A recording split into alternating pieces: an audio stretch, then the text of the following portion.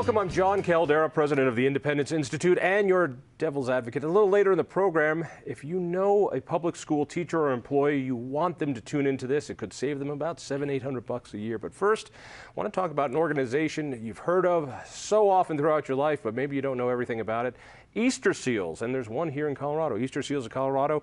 Lynn Robinson, thanks for being here. I appreciate it. All right.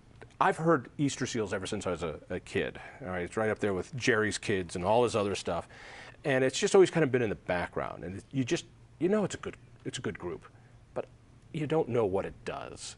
Give me the down and dirty. Easter Seals does what?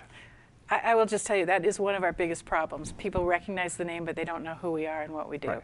And it has a good housekeeping seal of approval, but yet we forgot what it is you do. Right. Well, generally, we assist and support people with disabilities. And our whole purpose is to try and give them an opportunity for a more meaningful life. And we have multiple programs that do that. But Easter Seals have been around, you said, 88 years? Correct.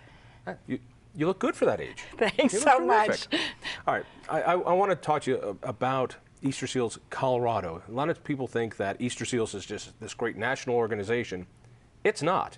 You're it. Colorado has Easter Seals, and it's its own private charity right here in the state. That's correct. We are a separate 501c3, and all the funds we raise here in Colorado stay in Colorado.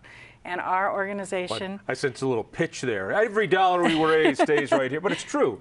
Absolutely. People who donate to Easter Seals, it stays here and helps people in our own backyard. Correct. We have a large national organization. It is also called Easter Seals, so sometimes there's a bit of confusion.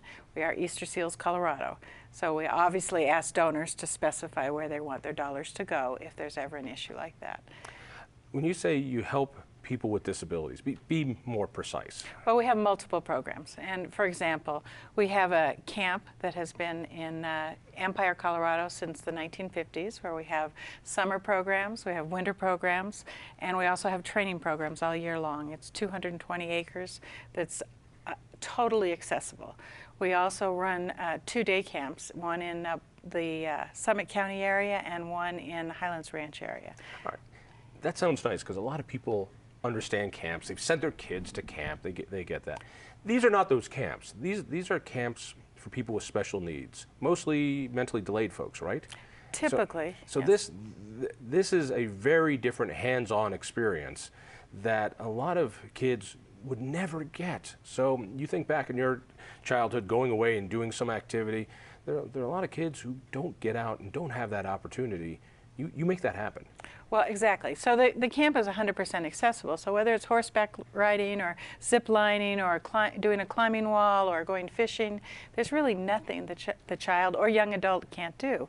But the other beneficiary of these camps is the families, because for a week or 2 weeks, depending on what the family chooses, they get a break. And it's wonderful for them because they are, you know, for some of our families, they don't even sleep at night because they have kids that might need to be turned or are on respirators or need certain kinds of medications certain times during the day. All right, let's talk about this, shall we? Let's dive right into this one. Now, as you know, my son is 10 years old, has Down syndrome. And his sole purpose in life is to make sure I never sleep. This is, you know, he wakes up in the middle of the night and says, what can I do? I think I'll jump on Daddy. This is, and it's a hobby for him, and he loves this. And I mean, I've got it easy compared to a lot of people who have special needs kids. But there are times I'm thinking, you know those big dog cages that I want to put him in a dog cage and, you know, bowl of water. I'm not being inhumane. And just get a good night's sleep. Get some time off to do other things. And sometimes I need to go to work, if you can call this work. I need to leave, but it's tough. I mentioned, he's a naughty boy, all right? He's the frat brother I've never had. He's John Belushi, he's Keith Moon, all wrapped into one. So I turn my back, I look the other way. He's on top of the stove, drinking my scotch, playing with my revolver, and I have no idea how he did this. And so, let me see if I got the term right, which is line of sight. He's a line of sight kid, which means I got to be watching him all the time.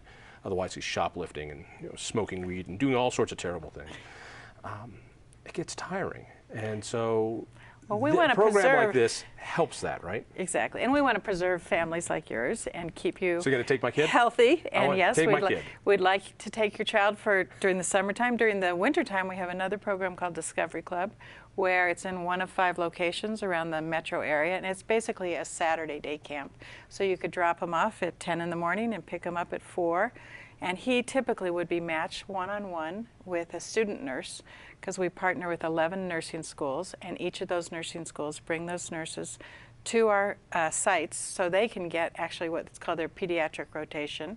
So they experience what you experience on a real day-by-day basis, and they really understand who the children are. So they are benefiting. The kids get a wonderful one-on-one who's paying attention only to them, and the parents get a break. So it's a wonderful day program. And there's also sleepaway camps, right? These are your kid can leave for 2 weeks. Yes, they can. It can even be longer, but it's usually a week at a time, depending on the family. Oh wow! And so, let's be honest. These are real child labor camps, right? They're out there putting together little devices that get sent out someplace, right? This is. I tell you, the kids have the time of their life. Small hands. No, the kids have the time of their life. They do. They often come in maybe first time a little bit frightened, not sure what they're going to see. But when the parents come on Friday to pick them up, they say, "Leave me alone. I want to stay here. I have had a great time." Yeah, that respite care, and I get it. I mean, boy, do I get it. And some people have it so much. I don't want to say worse, because I mean, hanging out with my kid is the best. It is just the best. But you're constantly on. And every parent has had a kid through that period where you're constantly on, that infant period. But for some of us, that doesn't really end. Sure. And other kids grow up and they can sleep through the night and they can do these things, and you have other challenges, but they don't have to be watched constantly. So for a lot of people, this is the only shot they have to go to the store, to go to a movie, to see the rest of their family. So it's an important thing. If people are in need of that, what should they do? Well, of course, we do have respite services, and one of the other services, we have adult day programs. So Monday through Friday, we have programs for adults with developmental disabilities who can come to one of 3 sites around the state, and we'll provide meaningful activities for them. We also assist adults. What is a meaningful activity? Well, it can be anything from learning some simple safety things. Like you said, your son climbs on top of the stove. So working around some of those issues. He doesn't actually do that. He's too drunk to do that. He doesn't really do that. So working with some of those kinds of things. So maybe they could cook a simple meal, or maybe they can go out in the community and go shopping. They bring in the groceries. They figure out how to make a simple 1 or 2 person meal for themselves and do it safely. They also do all sorts of things where they visit sites around the community, and it's not so much necessarily the sites as much as the socialization and how do you cross streets and who can you talk to in various locations. So they get all sorts of really sort of day-to-day experience so that they're safer, and they also are active. You mentioned adults with disabilities. We forget, kids are treated in a very special way, and as well they should be. But some of these people never really grow up. My son will never really grow up, will never be fully independent. And some of them are still very childlike as their physical adults. And it's not like the people who take care of them, often their parents, sometimes other guardians, they need that break too. And sometimes I would think even worse. Well, and talk about folks who take care of any of these people. Like you said, they need a break. But family members, I think, are so underrated sometimes. We just assume it's our job, and we don't realize, we're doing something extraordinary in terms of caring for this child, or a spouse, or a parent, or another person in our life that's encountered something like MS or Alzheimer's or some other sort of chronic condition that is ongoing and will go on for years and years. But theoretically, I shouldn't say theoretically, it has been proven, if we can give these families or individuals a break, we can keep these special needs folks in their homes. And of course, typically, the care is better in home than any place else. So in other words, talk to the nasty Republican part of me. You're just telling me that if we can help families get a break every now and then and rest up, they can take care of their family members and therefore keep them out of institutions, keep them out of group homes, keep them out of other places, which would be much more expensive for taxpayers. Exactly. I mean, the services that are required in a long-term care facility or a group home or a host home are much more extensive and much more expensive than what you provide in your own home. And obviously, it is much cheaper. So cost is very much an issue. And it is the issue we try and obviously talk to legislators about and policymakers, that if we can provide a small amount of money, and as much as $1,200 a year, which is a very small amount, can make a huge difference for families. So, and about just a little breathing room, just a little bit of wiggle room to get out and get some of the stuff you need to get done in life. You know, you got to go to Costco at some point and buy some stuff, and sometimes you can't bring these guys along with you. Yeah, in our parent surveys, we've heard as little as like 2 to 3 hours a week would make a difference for families. You know, and some families, of course, with more extensive needs might ask for more, but that's not typical. You know, families are asking for a very small amount of time. So a lot of our programs, that's one of the things they do, is allow families to have that break. Colorado has, you know, so many good charities that do wonderful things. Not only Easter Seals, but I think of ARC and Goodwill and other groups. Absolutely. And there seems to be a lot of overlap in some of these services. Is there a competition between all these groups, or is there a friendly, we're doing the same job a little differently, and you know, how does that work? Well, there's probably some competition in some areas, but I will tell you, I mean, the director of the ARC thrift stores and the director of Goodwill, they're both gentlemen that I know, and we've talked to each other, and the conversation is around what can we do better together, as opposed to, you know, I'm going to keep all of this inside and not share anything with you. So, and I in fact was just, ARC of Colorado invited us in, Easter Seals in a few days ago, to talk to them about some training programs that we can offer and do with them in collaboration.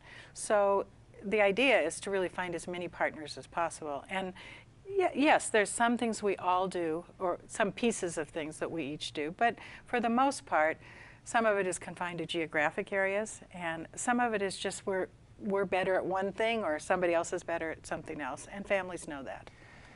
Your budget has been growing, which is good, but medical costs and costs for these type of services, I'm thinking, are outpacing the cost of inflation in many ways. I mean, healthcare is just that. Talk to me a little bit about how you're funded and what the needs are. What is it Easter Seals needs? Well, we always need funding, because the more funding we can get, obviously, the more we can expand our services. And right now, we are looking very closely at trying to do, actually, we're in the middle of starting a capital campaign to provide what we're calling an intergenerational center. And that center would provide care for all the way from little children up to seniors and adults. Now, the seniors and adults will need a different kind of care than the babies and the young children will need.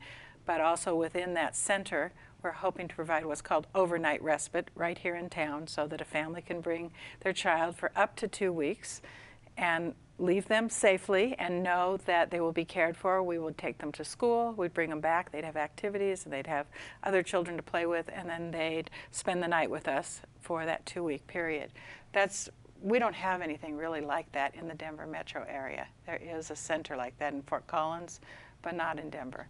So I've gotten lost in the bureaucracy of this. Now, this is a world I had no idea before my son came along. I mean, you know, you have this feeling of charity. You have this, oh, you know, these are good people that need help, but I had no idea. I mean, I had no idea. So every day is a new education for me.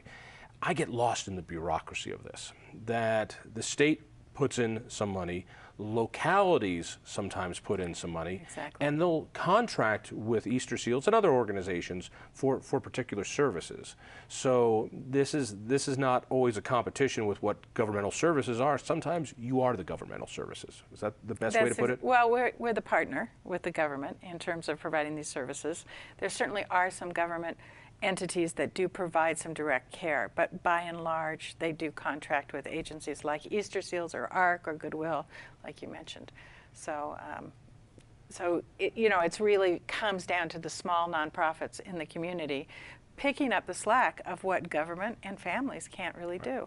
Now, in the state budget, of course, education is carved out with Amendment 23, and you're going to get this, and Medicaid dollars and other things sometimes come in. But for special needs kids, this is a budget that fluctuates, doesn't it? It does, although again, our governor was more generous this year, or more helpful in terms of advocating for us, and the legislature agreed with it, and we did get an increase this year. I think it'll be a 2% increase sometime in April. But our government in the state of Colorado is one of the poorest funded for services with people with disabilities. We're about, and I can't remember the exact number, but we're someplace between 46th and 49th comparatively across the country in terms of how we fund services for people with disabilities. But we also have the largest amount of local governments from most states, and they chip in a lot as well, don't they? Yeah, they do. Again, some do better than others, right. And that is taken into consideration in that statistic. People want to help out. I know Colorado's Gives Day is coming up, and you can go to ColoradoGives.org and give on, and that helps leverage it. What else can they do? They can go to EasterSealsColorado.org also, and you can see all of our services there, as well as if you're interested in anything specific, any specific programs, as well as just giving a general donation or even volunteering your time or your talent. We can take that. Give that website one more time. It's www.EasterSealsColorado.org. Be sure to put that Colorado in there. Absolutely. Otherwise, you'll be helping Easter Seals of Siberia or something like that. It won't be as good. Yes. Thank you so much, Lynn. Stay tuned. Grab a teacher. You're going to want to listen to this one.